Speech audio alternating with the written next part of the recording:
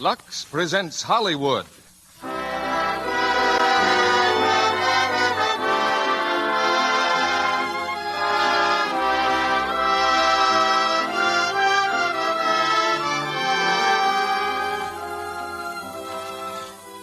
The Lux Radio Theater brings you Ray Milland and Paulette Goddard in Reap the Wild Wind with John Carradine.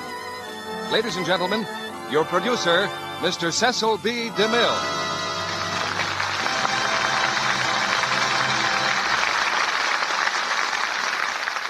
Greetings from Hollywood, ladies and gentlemen.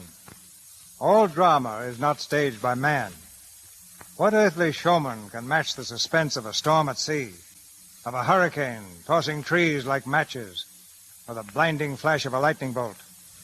Nature on the loose has a terrible power and a terrible beauty.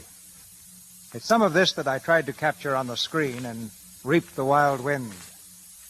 Because this powerful love and adventure story, adapted from the Saturday Evening Post novel, is also a saga of man's unending contest with the forces of nature. The fine acting of Ray Milland and Paulette Goddard accounted for a good deal of the success of this picture, this Paramount work, and tonight they co-star in the Lux Radio Theater. Suppose you were the casting director on a picture like this and I called you in and said, "We'll need 100 beautiful girls for the scene we're shooting tomorrow morning." That's a pretty tall order, even in a place where so many girls know about Lux toilet soap.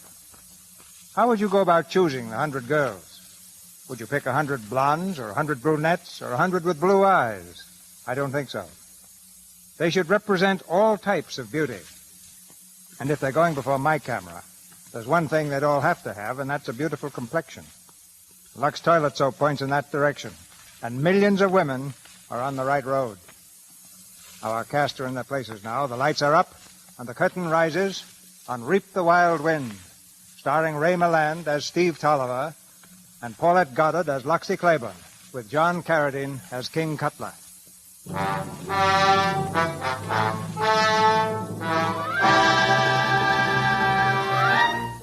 In 1840, America's lifeline was the sea. Great sailing ships linked the busy states of New England with the rich Mississippi Valley. But along this lane of commerce lay the shark-like teeth of the Florida Keys, where savage hurricanes came screaming out of the Caribbean to drive tall ships onto the destroying shoals. Here, storm-riding men in frail schooners, the salvage masters of Key West, stood guard beside America's lifeline. They reaped the harvest of the wild wind, fighting the hurricanes to save lives and cargo from the wrecked vessels. But here also, drawn by tales of great salvage profits, appeared lawless captains who destroyed for their own gain the ships they were pledged to save. One of these vessels was the Southern Cross, bound north from Havana. Back to shore! Back to shore! What boat is it?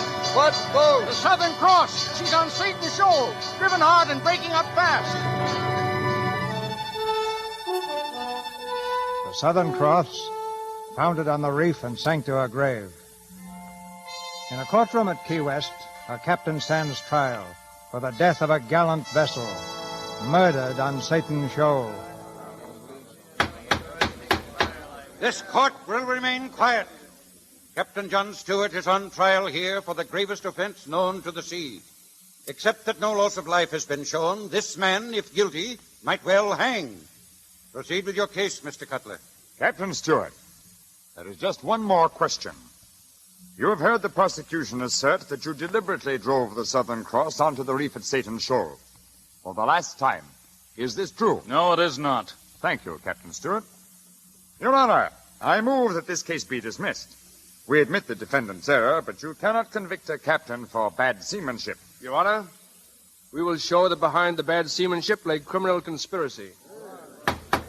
One moment, please. What is your connection with this case? I am assisting the prosecution, Your Honor. Do you have the authority to cross-examine a witness in this court? Yes, sir. Your name? Stephen Tolliver. If Your Honor, please. Mr. Tolliver is here from Charleston. He is a member of the bar and a practicing attorney. I might add to that, Your Honor. Well, Mr. Cutler? I might add that my worthy opponent, Mr. Stephen Tolliver, is also the sea lawyer for the Devereaux line, the owners of the Southern Cross. I submit that his interest in this case is purely personal. My interest lies in bringing criminals to justice and in ridding the Florida Keys of captains who wreck their commands and divide the profits with the salvagers. With the court's permission, I should like to question Captain Stuart. Proceed, Mr. Tolliver. Thank you. Captain Stuart, on February the 18th, you assumed command of the Southern Cross in Havana, did you not? I did. Tell me, Captain, on the night before that, did you or did you not talk to King Cutler, the same man who is now conducting your defense? Sure, I talked to King Cutler. I've talked to him plenty of times, and so have you. What you talk about? That's my business. Captain Stuart, there are other able skippers with ships on the bottom, but you were the first to stand in defense of the pirate wreckers who haunt these keys. I don't ask what circumstance drove you to join these men, whom you must despise, but I will ask the court for leniency in your behalf if you'll join with me in the destruction of these criminals. Tell us who's behind the wrecking of the Southern Cross. I'm not hiding behind anybody, Tolliver. They're trying to hang King Cutler, hang him for some other wreck. Nobody gave any orders on the Southern Cross but me. You admit giving the order that drove that ship at top speed through thick fog to sure destruction? I was their skipper. You were also the captain of the Jubilee, weren't you? I was. And the Jubilee was wrecked too, was it not? Yes. On October the 6th, 1839. Just 4 months before the wreck of the Southern Cross. Yes. Now, one thing more, please. When the Southern Cross piled up on Satan's Shoal, is it not true that King Cutler's schooner, the Falcon, was standing by within hailing distance? I object, Your Honor. Is it not true? Weren't King Cutler and his brother, Dan Cutler, on the Falcon just off the shoal? Yes, they were. Thank you. That's all. Your Honor, I object. My ship was not the only one laying off the reef when the Southern Cross went down. The Claiborne was there, too, and Steve Tolliver was aboard her. Your Honor, if this man Tolliver is going to go on as prosecutor, the part he himself played in this disaster cannot be ignored. Mr. Tolliver, just why were you waiting beside the reef that sank the Southern Cross? It is in the testimony that the Claiborne fell becalmed. Becalmed, when the wind held till dawn. The Claiborne sailed all night, yet it was only 15 miles on its course. Why? Mr. Tolliver doesn't dare to answer, because the only living man who could have foretold that wreck is the man who planned it. He was lying there off Satan's Shoal to get the cargo off a ship he himself had wrecked. Her cargo has not been touched. No, Your Honor. Only because no diver will go down. Your Honor, I demand an answer. Why was Stephen Tolliver at that reef? Mr. Tolliver, will you answer? No, I will not. Of course he won't answer. He can't. If you please, Your Honor, I can tell you why Mr. Tolliver won't answer that question. Silence! Silence! What is this, please? My name is Loxi Claiborne, Your Honor. The Claiborne is my boat, and I was on board that morning also. Your Honor, Miss Claiborne cannot testify unless she's called. Mr. Tolliver, do you wish Miss Claiborne sworn as your witness? I do not. But you've been charged with something you didn't do. Your Honor, there is nothing to be gained by calling her. I will call Miss Claiborne myself as a witness for the court. Take the stand, Miss Claiborne. Do you solemnly swear that the testimony you give shall be the truth and nothing but the truth, so help you God? Yes. State your name. Loxi Claiborne. Be seated, please. Miss Claiborne, you have heard all the testimony at this trial? Yes, Your Honor. And are you acquainted with the accused, Captain John Stuart? Yes, I am. How long have you known him, please? I first saw him in October of last year, the morning the Jubilee was wrecked. The Jubilee. That was the first ship that Captain Stuart drove on the rocks? Yes. Under what circumstances did you meet Captain Stuart? I went out to the wreck with Captain Philpott. You mean you went out as a salvager? Yes, Your Honor. My father was a salvage captain. But a woman, a girl. Well, go on, please. The morning the Jubilee foundered, I was on the balcony with a spyglass. I could see her smashing up on Sambo Key. Her mainmast had snapped and she sloped on her beam ends, and the waves were grinding her hard against the rocks. Captain Philpott came running to the house. He had our salvage schooner ready and waiting. Ahoy, Loxie. Can you sight her? Yes, she's on Sambo Key. What ship? Looks like the Jubilee of the Devereaux line. The Jubilee. Why, her cargo's dead rich. Come on, gal. Captain Phil, I'm worried about the crew. The crew? There ain't no money salvaging the crew. I'll see you on board. I won't be a minute. Soon as I change my clothes. Cousin Loxie, you're not going out to that wreck, are you? Of course I am, Cousin Drusilla. Mercy sakes, Now bring Loxie. along my pettiskirt, Drusilla. Oh, Mama Mariah, help me rig for wrecking. Now, Miss Loxie, you know what way your mama thinks about you going out to them wrecks. Now give me my sea boots, quick. Loxie. Loxie, what are you doing? Don't get in my way, Mommy. Loxie, I won't allow you to go. I forbid it. The Cutlers won't pick the bones of this wreck if I can help it. Loxie, what's your cousin Drusilla going to tell the family about you when she gets back to Havana? Anything she likes. Cousin Loxie, I think you're so brave going out to that wreck. Brave? She's just pig-headed. Oh, if only your father were alive. If Father were alive, I wouldn't be running the salvage business. Throw me that sou'wester, Drusilla.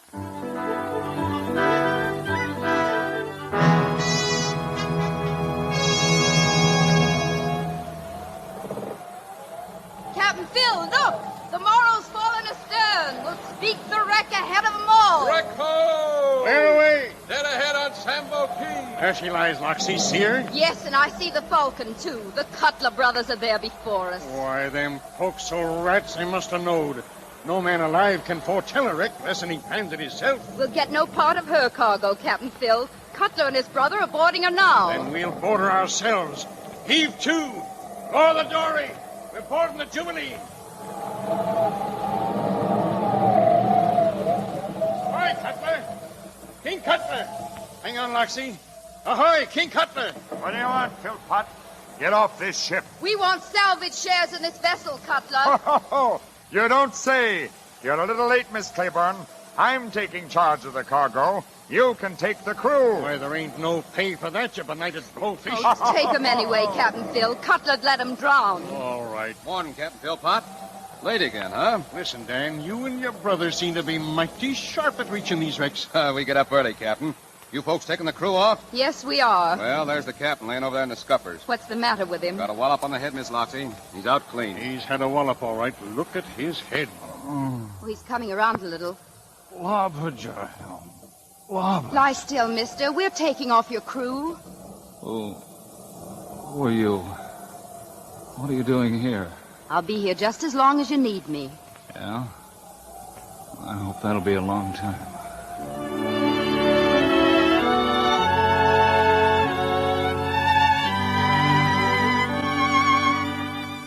That was the first time I saw Captain Stuart. We took him ashore and carried him to our house. It was a week before he was well enough to see anyone, and his first visitor was Captain Philpot.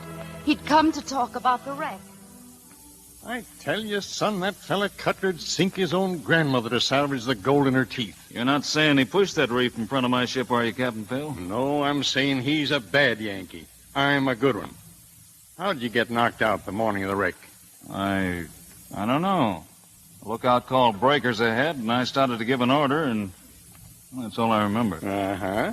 That's when somebody stepped up behind you with a belaying pin and then drove the Jubilee out of the reef. If I thought that wreck was planned, I'd make a topsail out of Cutler's hide. Well, you hark to me, sonny. That's Shark Cutler. Now, no more bilge talk, Captain Phil. You up anchor and let him rest. He needs it. Oh, sure. Just leaving, Loxie. Morning, Captain Stuart. Morning, Captain.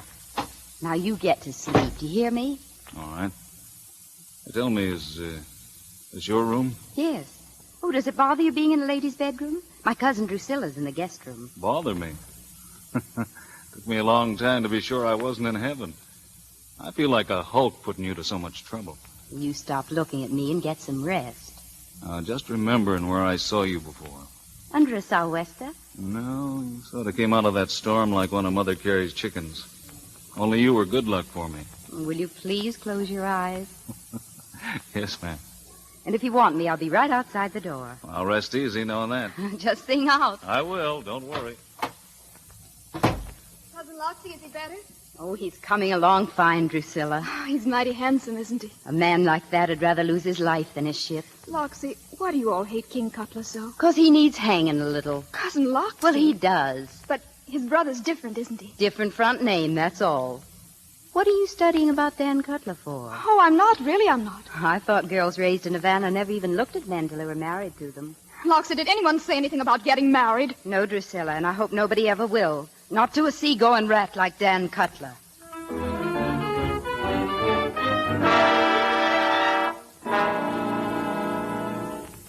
When Captain Stuart got on his feet again, he left the house. But I used to meet him often down on the docks. He was waiting sailing orders from Charleston. One evening, just at sunset, I saw him on the deck of the Arcturus. They were storing cargo in the hold and making her ready for sea. Loxie! Loxie, here! Oh, Jack. Jack, You left your spyglass at our house, and I brought it down to you. Thanks. I've been meaning to come over and thank your mother for all the bother. Oh, you'd better not. Mother's making a heap of to-do about you and me. They're planning to ship me off to visit Aunt Henrietta. I got my orders, too. I sail tonight. A month at sea and then Charleston for a showdown with Steve Tolliver. Company. He loves me about as much as the devil loves holy water. But he doesn't sound very dangerous. No, he wouldn't be. Except he holds a power of influence with Commodore Devereaux. You see, Loxie, there's just 3 things I want out of life. One is to command the Southern Cross steam. And with the Southern Cross under me, I'd get my second wish. Because the man who commands in steam will be head of Devereaux and Company someday. Will you have to wear a stovepipe hat, Jack? Well, Steve Tolliver looks all right in one. He means to be head of the company itself. Now that I've lost the Jubilee, he'll crack down with everything he's got to break me. Break you? That's a man-sized job. I promise you he won't do it. You see, I found something in these keys worth fighting for. Nights on watch, I'll see you like this, Loxie. With your hair catching fire in the sunset. That look in your eyes 10 fathoms deep. What was the third thing you wanted, Jack? You think I'm going to say you, don't you? Oh, aren't you? Yes. Oh, Jack. You're in my blood, Loxie. Same as the sea.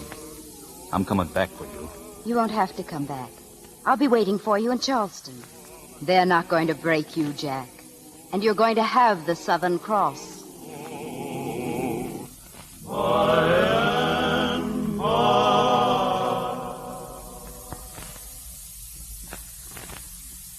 few days after Jack sailed, I went to Charleston. At a tea party there, I met Steve Tolliver. He was everything Jack had told me, or so I thought then, a Charleston dandy with lace cuffs and a fancy silk cravat. When we were introduced, I noticed that he carried a tiny black dog in his arms. I thought it very strange. Miss Loxi Claiborne, Mr. Stephen Tolliver. Charmed, Miss Loxie. How do you do? Oh, excuse me, Romulus. Miss Loxi Claiborne, Mr. Romulus Tolliver. Miss Loxi. A talking dog? Well, I never. Yes, and speaks pointedly good English, don't you think, Miss Claiborne? You're not a very good ventriloquist, Mr. Tolliver. I saw your lips move. No. Romulus, did you hear? She doesn't believe you can talk. Now, what do you think of that? Oh, I don't mind. I think she's lovely anyhow. What a wonderful pair of performing dogs. You know, Mr. Tolliver, I've heard a great deal about you. Oh, yes? Where? In Key West. Well, we're flattered. You're jumping at conclusions, Mr. Tolliver. Sorry. And who's been telling you about me? One of the finest men I ever met, Captain Jack Stuart.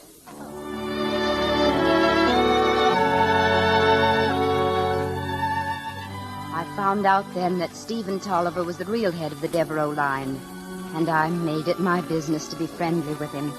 I saw him every day for weeks. We went out walking together and for picnics along the river. Loxie, have I ever told you that you were very beautiful? Yes, twice. Oh? Well, there's... Steve, there's something I most especially want to talk to you about. You took the words right out of my mouth. Oh, Romulus generally does that. Well, I'm a little worried about Romulus. He's been a changed dog ever since he met you. Oh, don't, Steve. This is really important. It's about the Southern Cross. What I have to say is much more important than the Southern Cross. Oh, but she's the newest ship in the line. Yes, I know, and she's steam and all. But she's hardly fitted for a honeymoon. Honeymoon? Oh, but Steve, you don't mean... Yes, I do, Loxie. When you walked into Mrs. Mottram's tea party, it was like all the winds of the Caribbean getting together at the same time. I was shipwrecked, Loxie. Oh, but Steve, my whole life is Key West. This is another world to me. There's only one world, Loxie, inhabited by 2 people. But, Steve, listen, Mr. Tolliver! Mr. Tolliver! Oh, here's trouble on horseback. What is it, Bixby? Anything wrong? Mr. Tolliver, sir. Commodore Devereaux says, can you come to the counting house at once, sir? Captain Jack Stuart has just landed in Charleston.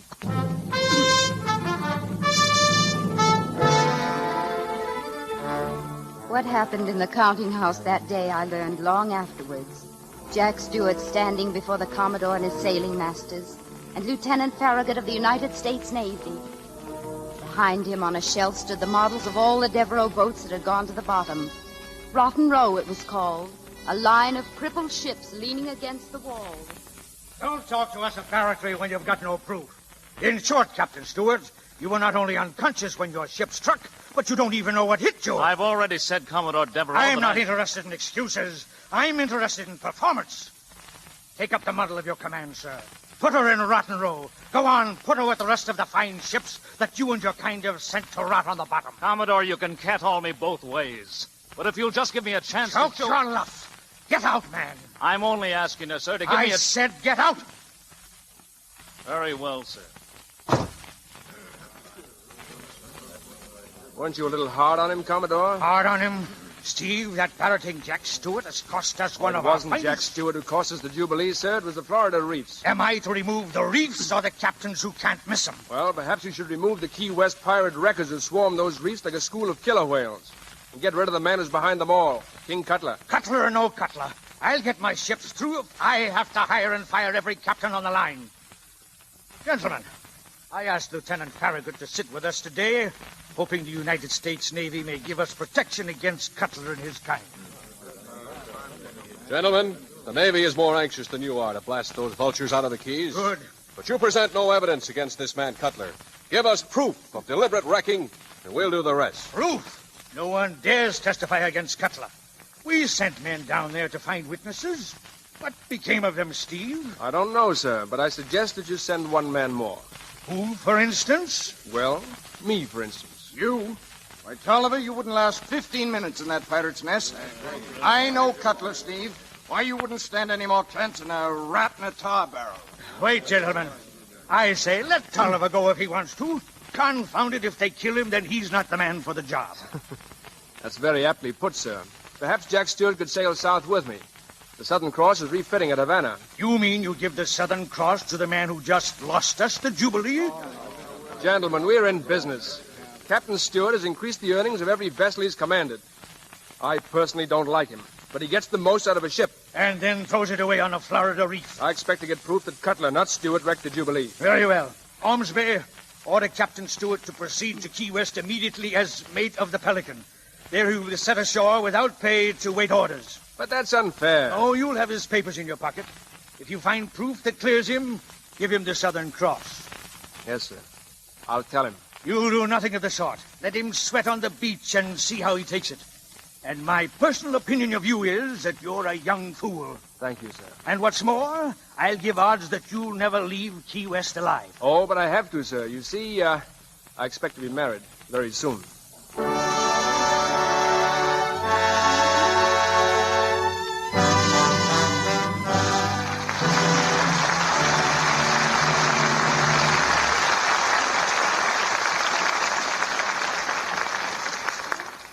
After a brief intermission, Ray Milland, Paulette Goddard, and John Carradine will bring us Act 2 of Reap the Wild Wind.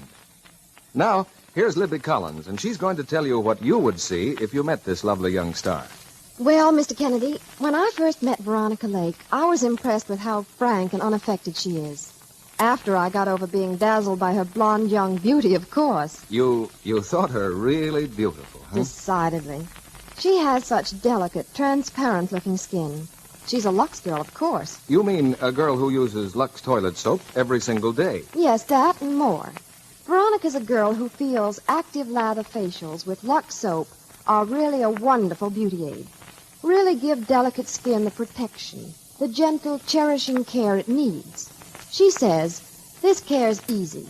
All you do is smooth the Lux soap lather well into your skin. Rinse with warm water, splash with cold, and pat with a soft towel to dry. And one look at Veronica would convince any woman that the care she uses really does the trick. Well, thanks, Libby. You've certainly convinced me.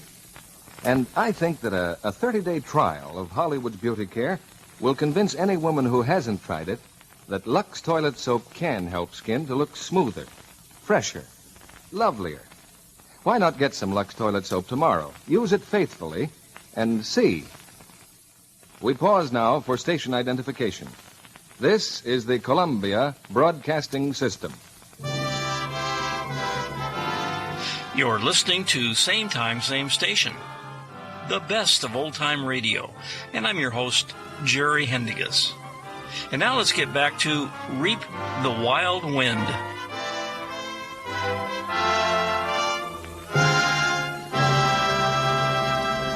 Act 2 of Reap the Wild Wind, starring Ray Milland as Steve and Paulette Goddard as Loxie, with John Carradine as King Cutler.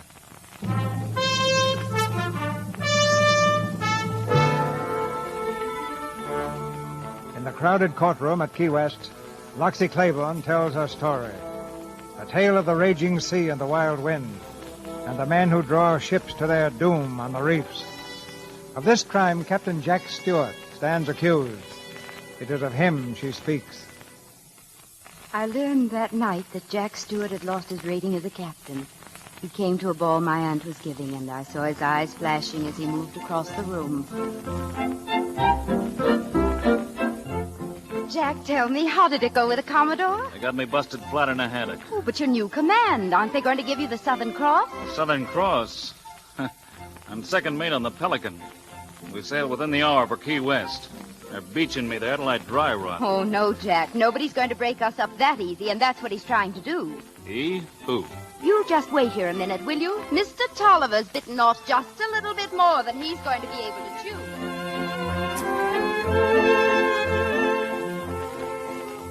This couldn't have been a better night to say what I had to say, Loxie. Anything you have to say to me, it better be fast, Mr. Tolliver. I'm leaving for Key West in the morning. You are? So am I. But before I go, I want to tell you that what you've done is the most cowardly thing I've ever heard of. What? You think you're mighty clever, don't you? Putting Jack off on an old tub and beaching him in Key West as if he were a... Oh, easy now. What really happened was that I... What really happened was that you saw I loved Jack Stuart. No, I didn't see that. Oh, yes, you did, and you're right. I do love him, and I'm going to marry him. That's enough. In the first place, you're not in love with him. And in the second, I intend to marry you myself. You? Do you think, after knowing one real man like Jack Stuart, that a girl would even look at a popinjay like you? If I played up to you so you wouldn't break Jack, that's all. So you'd give him command of the Southern Cross and no other reason. Oh, I see. That's very enlightening, Miss Loxie. What are you taking your gloves off for? I take it you prefer the rough ways of your Key West pirates. Well, we'll see. Well, what are you going to do? Something your folks should have done to you more often when you were a child. Take you across my knee and spank the living daylights out of you. Don't you put your hands on me! Hang up to me, will you? Go on, scream. Oh, let me go! Fine. It doesn't hurt me nearly as much as it hurts you. Oh. There you are. And Why, don't forget, we're still going to be married.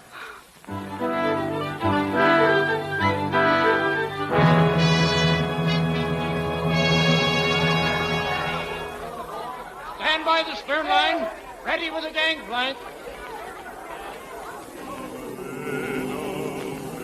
When the ship docked in Key West, my cousin Drusilla was there to meet me. Welcome home, Loxie. Did you have a good time in Charleston? She looked very happy, and I noticed then that she was wearing a new shawl. It was a beautiful piece of India silk. Isn't it lovely? It was a gift. Loxie and Steve Tolliver aboard. We heard he was coming. Steve Tolliver had made the trip with me. He was coming down the gangplank in all his lace and frills and the lapdog barking at the people on the dock. Suddenly a boom swung over his head and a huge barrel hung there. It couldn't have been an accident. It seemed to follow him along the dock. I tried to scream and warn him, and then the rope broke. The barrel hurtled toward him through the air. Steve, are you hurt? Let's see. No, I don't think so. But that barrel of molasses came near being flavored with Tolliver. Steve, listen to me. That wasn't an accident. That rope was cut by one of Cutler's men. They know you're here. Well, thanks for the warning, Miss Loxie. Romulus, I guess we've made an impression at last. I was only worried about the dog. Well, we're both very grateful. Your mother's waiting for you, Loxie. Oh, thanks, Captain Phil. You all right, Mr. Tolliver? Oh, just a little splattered with molasses. Well, that was a close call, my friend. Let me congratulate you. Mr. Tolliver, this here's Mr. King Cutler. You two men maybe heard about one another? Oh, yes. Tolliver, eh? Well. As one lawyer to another, let me welcome you to Key West. Thank you. That was quite a welcome. I saw it. Unpardonable. Yes, terrible waste of molasses. I didn't know you practiced law, Mr. Cutler, although I've heard of your other practices. Thank you. I hope I can make your visit to the Keys interesting. I'm sure you'll do your best, Mr. Cutler. Good day. Good day. Captain, do you happen to know some nice, quiet nook where I could sleep without any molasses? I guess so. Come on aboard my sponge boat. But you better leave word who to notify in case there's any, suddenness.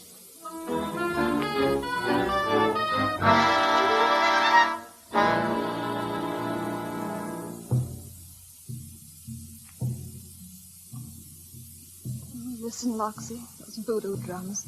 They've been going all night. Ma Mariah? Yes, Miss Loxie? Ma Mariah, what are the voodoo drums beating for tonight? Long about dusk, I see something. Couldn't be in this world or the next. It was shaped like Miss Drusilla, and it was traipsing along the edge of the jungle with a demon. Only the demon make himself look like Dan Cutler. Ma Mariah, that's ridiculous. Of course, Miss Drusilla. The drums do that. Drusilla, look at me. Loxie, I wish I didn't have to go back to Havana tomorrow. Are you meeting Dan Cutler on the sly? Are you? Yes. When did you see him last? This evening. He gave me this shawl. He wanted to see me wearing it. Oh, Drusilla, honey. You love Jack, don't you? You know what it's like to love a man so much that nothing else matters. Well, that's the way I love Dan. And I'm going to marry him. Drusilla, I'm a pretty poor one to be giving advice, but you go on back to Havana and ask your mother about it first. Won't make any difference what she says. I'm coming back, Loxie, on the first boat I can get. Drusilla, you... Oh, Ma Mariah, close the windows. Those drums will drive me mad. You can't shut out the voodoo drums, child. They're talking of trouble. Trouble and pain, fighting and dying and... What do you mean? Who's in trouble? Oh, all I know is what the darkies say. And they say Steve Tolliver's the one. Steve? Well, what about him? What is it you know, Ma Mariah? Tell me. Oh, they say Cutler's sending some men to Captain Phil's sponge boat. They say they're taking Steve Tolliver off and selling him to a whaler. A whaler? Oh, Ma Mariah, we've got to warn them. Do you hear? I can't go out in no voodoo night, and none of the other darkies either. All right, I'll go myself. No, child, no. Get me a lantern, Ma Mariah. No, your mama tell me if she knows. Cousin Loxie, you can't. Don't tell Mommy where I've gone. Miss Loxie, don't go out into a voodoo night. Don't go out, child.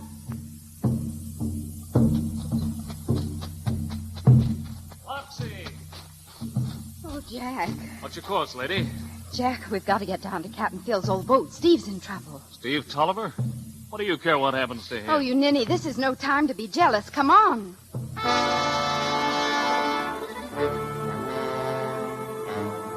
We reached Captain Phil's boat in time to warn them, and then the Shanghai crew came aboard. But I guess they weren't expecting the reception they got. Watch that one! I got the big one, take the others! Don't let him get away! The fight didn't last long. Jack and Steve and Captain Phil were too much for them, and the crimping crew got off. Those who could, anyway.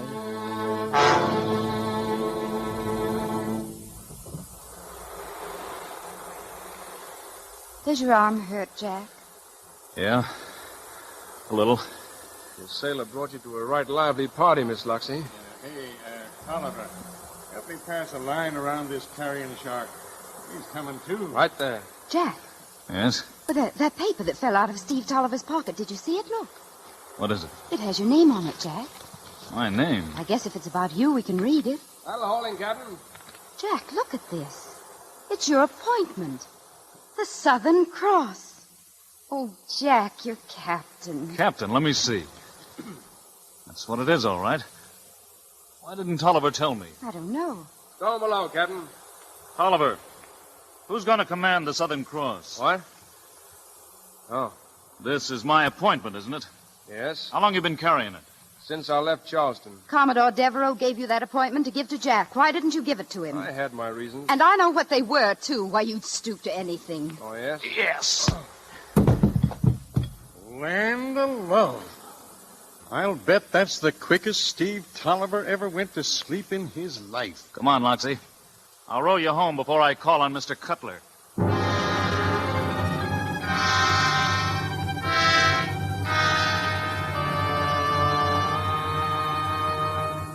State your business, Captain Stuart. All right, Cutler. I was aboard that sponge boat tonight when you sent your men on that crimping job. My men. That's all the proof the government needs on who sunk the Jubilee. Except you haven't got any proof, have you? Where's Tolliver? He's still on board. Oh, yes? Too bad. Maybe I can agree with you on that. What's the matter? Don't you like your new boss? Tolliver won't boss the Devereaux line. I got command of the Southern Cross right here in my pocket. Yes? Well, I've got a dispatch here that says different. Commodore Devereaux is dead. Steve Tolliver's the new head of the company. What? You stood on your last quarterdeck, Stuart. Tolliver won't even let a lobster crate take you aboard. You'll sleep on the beach and scratch for food. And Loxi Claiborne will stick by you. She'll sew your filthy rags together if you ask her to. Only you won't ask her. You're slow in the head, but you're more of a man than that. Steve Tolliver will marry her after a while. She'll be raising his kids. Shut up about her. I'll tear that jaw out of your face. All right, Stuart. But you're finished, and you know it. I'm not finished yet. You'll never make another penny on the sea, boy. Listen. You know what cargo the Southern Cross carries from Havana? Teak, ivory, spices, silks, and indigo. Can you get me to Havana before she sails? Yes. Why? I'll show you how to get rich in one night. Get your wreckers out to meet me at Satan's Shoal. I'm going to pile up the Southern Cross. Steve Tolliver suspected that Jack Stuart had made a deal with Cutler. The next day he commandeered my boat, the Claiborne, and headed out to sea. I was on board. I demanded that he turn about and make for Key West. Keep her on her course. This is piracy. Stand away from that wheel. She stays on her course. I'm acting under federal authority. You've done everything you could to down Jack Stuart, and now you're racing to Havana to break him. You believe in Jack above all things on earth, don't you? I'll always believe in him. Come here, Loxie. And I'll never forgive you, Captain Phil, for helping. Honey, you got to know the truth. Jack made a deal with Cutler, and he's going to wreck the Southern Cross. Did Jack tell you that himself? No, he didn't. Well, I wouldn't believe it even if he had. Oh, Steve, won't you put back, please? No. Jack Stuart will never sail in command of the Southern Cross. Oh, but that's ruin. How will he ever get another He'll command? never command so much as a mud scow in this world or the next once I reach Havana. Then you'll never reach Havana. Loxie, put down that axe. Come about or I'll part the halyard. No, Loxie, you'll wreck her. Will you put back? Not while she floats. All right, then. Loxie! Damn cross is smashed. Get a lasher on that sail. I reckon you won't stop the Southern Cross now, Mr. Tolliver.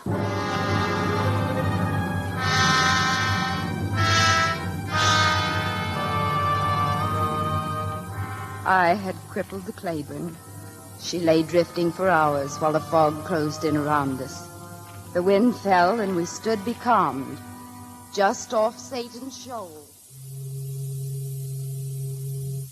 If the Southern Cross goes down, you'll be guilty of barratry, Miss Loxie. The Southern Cross isn't going down, Mr. Tolliver. Captain Stuart's in command. Leadsman, what's the word? No bottom, sir. Well, we missed it by a split hair. Missed what? I wasn't going to say nothing to you folks, but we pretty near drifted onto Satan's Shoal. That's the worst pack of reefs around here anywhere. Oh, that horn's driving me crazy. Near all the time, but never gets here. I never heard a horn like that. It sounds like something out of the bottom of the sea. That horn's worked by steam. It's the Southern Cross. The Southern Cross? Well, suppose it is. Jack knows what he's doing. He can pick a channel. Listen, I suppose you know what boat that is, too, eh? That's Cutler's folk. Yes. Cutler.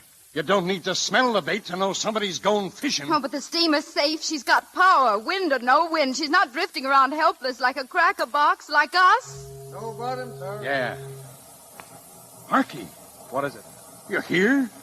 That's her engines. The Southern Cross. Can you see her? You'll be seeing her soon enough. She's coming closer. That's the Falcon leading her on. If only this fog would lift. Listen, she's pounding hard. She's got full steam up. Full steam in these waters? There she rises, laying straight for the reef. It's the Southern Cross, all right. Oh, no, Steve. No, it can't be. Give me that horn, Sam. You'll never stop her now. She's almost on the reef. She's going to strike. Jack! Jack, horn astern, Jack! The reef! The reef! You're going to strike!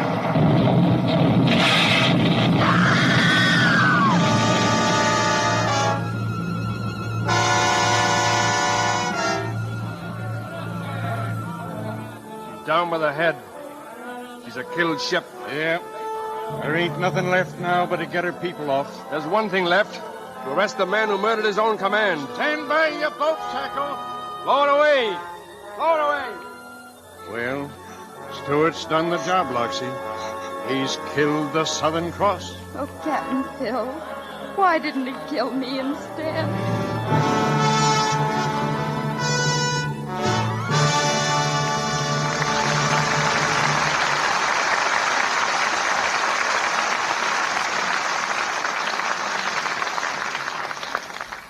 In just a moment, Ray Milland, Paulette Goddard, and John Carradine will return in Act 3 of Reap the Wild Wind. And now, here's a sound familiar to many of our boys today.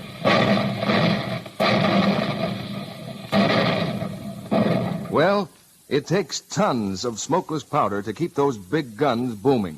The big guns that help our fighting men to victory. And right in your own kitchen, Mrs. America, you can help supply that ammunition. How? By saving every ounce of precious fats, the source of glycerin, which is needed to make explosives. Glycerin is needed, too, to make many vital medical supplies. But fat is so hard to get nowadays.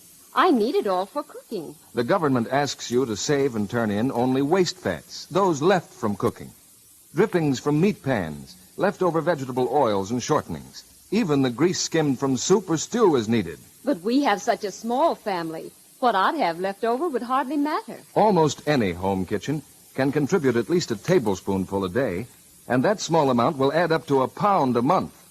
And if every housewife in America turned in only a pound of waste cooking fats a month, it would make 540 million pounds of smokeless powder a year. Goodness, I had no idea. I guess I can help then. Tell me, Mr. Kennedy, what do I do with the fat after I've saved it? Strain the liquid fat into a clean, smooth-edged can. Glass or paper containers are not practical. And when the can is full, take it to your meat dealer, who will pay you cash for each pound.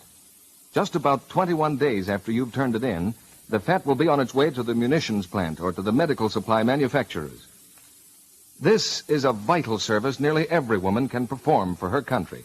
Something real and important she can do for that boy she knows out fighting on the battle line. Remember, all waste fats and greases that are a product of cooking are usable. And should you have any difficulty in disposing of the fats, advise your local salvage committee. Begin tomorrow this urgent patriotic service. Now, our producer, Mr. DeMille. After the final curtain, we'll take you behind the scenes with our stars. But now here's the curtain for Act 3 of Reap the Wild Wind, starring Ray Milland and Paulette Goddard, with John Carradine.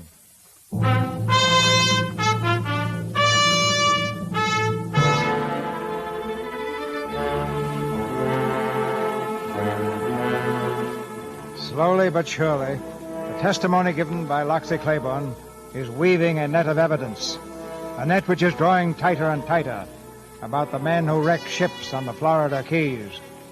The court is silent, hanging breathlessly on her every word. That's why Steve Tolliver lay off Satan's shoal when the Southern Cross went down. Because the Claiborne was becalmed. I disabled her. I think that's all, Your Honor. Have you any questions, Mr. Tolliver? None. Mr. Cutler? I certainly have, Your Honor. So, Miss Claiborne, you disabled this vessel, virtually knocked her apart with your own little hands. Oh, no, gentlemen. What you've heard is a girl caught hopelessly between two men who have fought over her as dogs fight over a bone. Your Honor, object. Sustained. Didn't you play these men one against the other, encouraging each in turn? Isn't that why they're both hopelessly entangled in this disaster? I won't answer that. You won't answer. Gentlemen, isn't it obvious to you that this girl is trying to protect Steve Tolliver? And why? Because she knows that Tolliver had entered into a conspiracy to wreck the Southern Cross. What man on board was responsible for the death of that ship, we do not know. But certainly, Captain Jack Stuart had no knowledge of it. Then why did he order his stokers driven under the whip? Why did he, in a heavy fog, demand more and more steam until the Southern Cross was tearing ahead at full speed straight for the reef? That has not been shown. I'll show it now. Your Honor, there was a Barbados freeman called Salt Meat, served as stoker aboard the Southern Cross. I should like him called as a witness of the prosecution.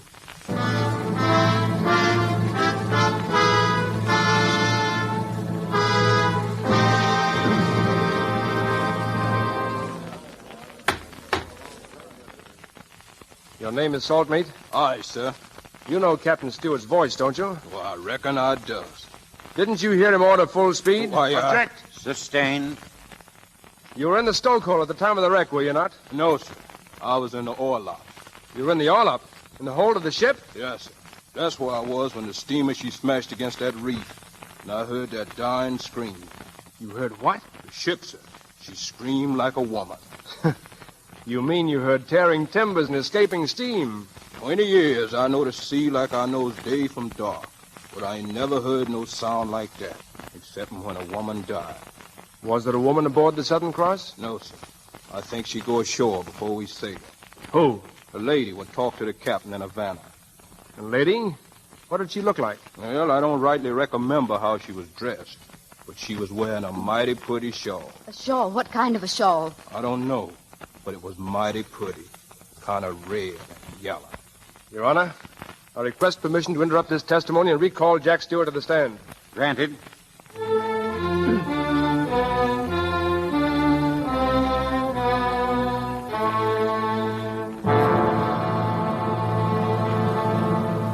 Captain Stuart, did the Southern Cross carry passengers? No. But a woman came aboard just before you cast off in Havana. What of it? She didn't sail. Are you sure of that? She might have stowed away in the hold. She wouldn't have stowed away. Then you knew her. Yes, I knew her. Jack, was it Drusilla? Yes, it was Drusilla. Oh, Jack. Who screamed? Who screamed, Stuart? Dan, keep out of this. If that scream was Drusilla, Stuart, I'll tear the throat out of you. And shut up, you fool. Order! Order in this court! Your Honor, I call Dan Cutler to the stand.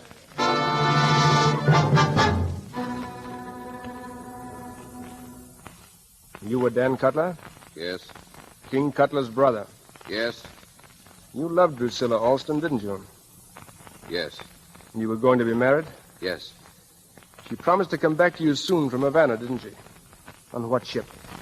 First one she could get. And that happened to be the Southern Cross. We heard the Falcon's call through the fog.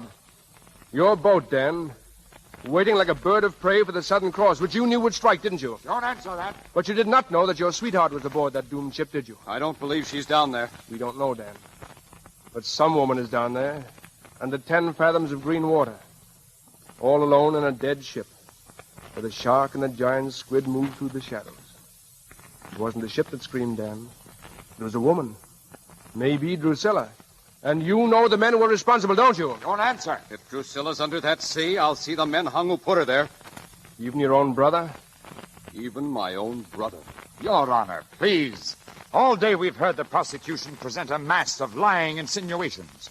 Now I challenge Mr. Tolliver himself to dive to the sunken hull, to bring up the proof he claims is there. Mr. Cutler, such a dive is impossible. If murder has been done, this court must know it. I cannot order men to almost certain death. You don't have to. That dive isn't impossible. I'll make it myself. You will, Captain Stuart? If Tolliver will come down with me. Mr. Tolliver would be a madman to accept. Perhaps, Your Honor, but I have no choice. I move that this court be adjourned to the wreck of the Southern Cross.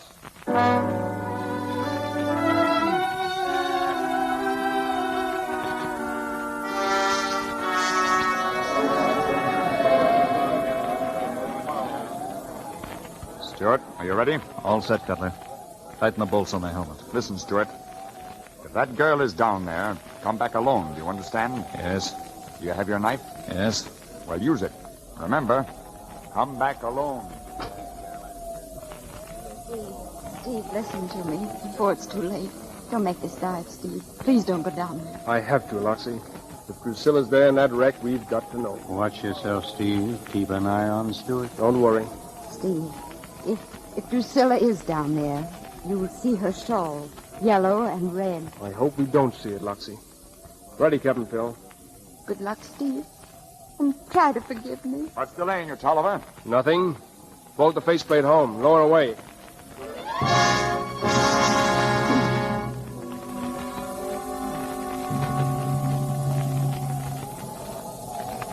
How far down are they, Captain Phil? 10 fathoms. Must be on the wreck by now. Are they still taking out line? No, sir. They've stopped. Stop. They're there, Loxie. Oh, Steve, be careful. Be careful, Steve.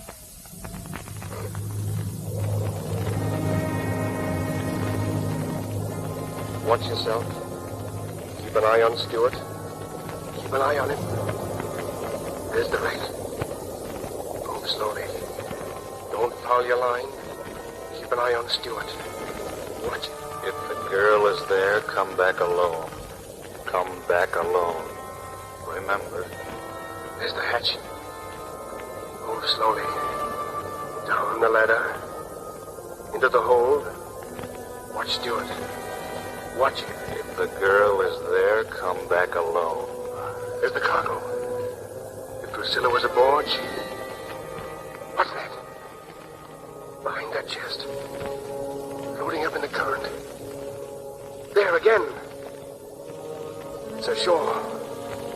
A red and yellow shore. Drusilla's shore. So, Stuart sees it too. He's coming this way. If the girl is there, come back alone. There's a knife in his hand. Watch him. Be careful. Come back alone. Watch him. Use your knife. Use your... Wait. Get back. Go back, quick. He stopped. Why? Why did he stop? Tolliver, behind you. Look behind you. It's a squid. A giant squid. Get back. Get out of the way. Don't you shoot. A squid, you fool. Still running. He's... Oh.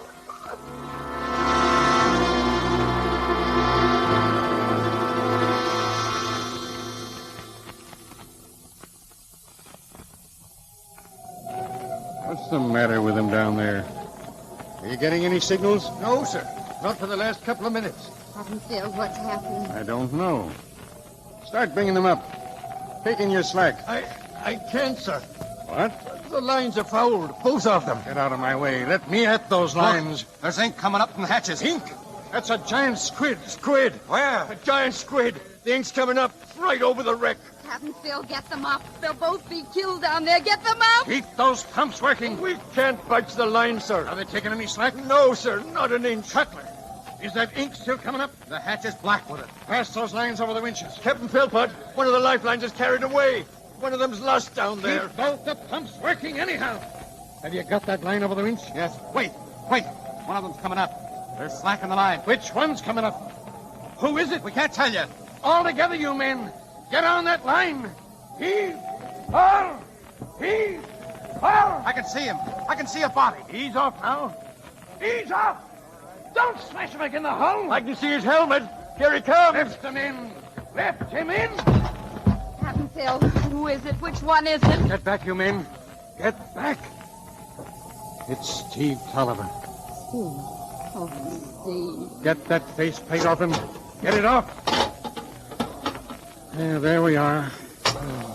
Is he badly hurt? Looks to me like that squid tore him up a bit. Where's Jack Stewart? Did you get him up? No. His lifeline parted. He's gone. He could have got away. He came back to help me. He stayed down to save my life. It cost him his oath. Steve, did you find... Was Drusilla? I brought the shawl. That's the shawl I gave her. Look at it, King. You did this. Shut up, Dan. That wreck was yours. You put her on the rocks the same as you did 100 others. Shut your mouth or I'll shut it for you. I'll shut up when I see you hung and not before. No, you won't see it. Now get back. Take a shot, Dan. Don't anybody move a step. Get him there! Stab him! Oh, no, you don't. I'll kill the first man who... Well, that's the first time I knew that pistol of mine would shoot. Looks like a good job, Captain. Cutler's dead. Steve, come here. It's Dan. He's... Dan Cutler. Can you hear me? King wrecked the Jubilee. And the Southern Cross, too. Tell Drusilla I've got a pretty shawl for her.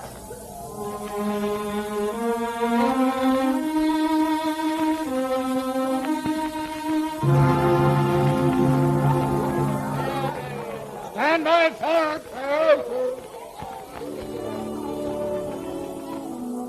Well, Romulus, you glad to be getting back to Charleston? And how you like your new mistress, Miss Loxi Tolliver? Dog, what's the matter, dog? Is you busted? No, not me. I just shot. Land sakes, Romulus done turned back. They seem to be having a little trouble getting acquainted. As I remember it, darling, so did we.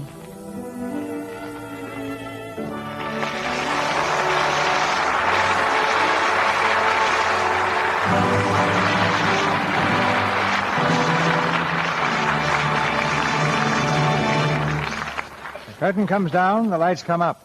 And thanks to Ray Milland and Paulette Goddard, we reaped a hurricane of good acting tonight. Thank you, CB. I have a very embarrassing question to ask. A fellow I know says that there never was a giant squid anywhere near as big as the one you had in Reap the Wild Wind. How about it? Uh-oh. Well, I've been defending that poor little giant squid ever since the picture came out, Ray. Actually, several have been found much larger than the one we used. Ours had a tentacle spread of 60 feet. One was killed in the waters off St. Augustine that was twice as large, 120 feet. Sounds like one of the sea monsters the sailors were afraid of when Columbus crossed the ocean. Well, there's been at least one instance of a giant squid attacking a boat, Paulette. A fishing smack in the North Atlantic. So perhaps the superstitious sailors weren't so far wrong after all. Well, after wrestling around underwater in a diving suit with that squid for about 2 weeks, I can testify that he was a hard-working actor, CB. Any actor that works for DeMille is a hard-working actor. Just a minute, Paulette. Don't blame me. You got yourself into it. Back there when I was trying to cast a half-breed girl in Northwest Mounted Police. Oh, yes. That was when she borrowed that buckskin outfit from the costume department and went into your office and said, what did you say? How you like, huh? I guess he did, huh? Well, what could I do, huh? I'm going to give your next director a little advice. No, I'll give you some advice, Mr. DeMille. Something you should watch out for. You see, you aren't being fair to your audience unless you make sure that every woman knows what a grand complexion care Lux soap is. I use it both at home and in my dressing room at the studio, so I know. Well, after all the Technicolor film I've shot of you, Paulette, I know all about you and Lux soap. Now let me tell you about next week. Yeah, who'll be here, CB? Next Monday night, Ray, our stars will be Ronald Coleman. And with him, we'll have Otto Kruger and Edna Best. The play is the Broadway stage success, Libel, one of the strangest stories I've ever come across. You'll hear Ronald Coleman as a veteran of the First World War, faced with the almost impossible task of proving, against the doubts of his friends and even his wife, that he is himself. It's a great part for Ronald Coleman and a great play for all of us. Well, count me in as a listener, CB. Good night. Good night. Good night. Good night, mate. That was an exciting voyage.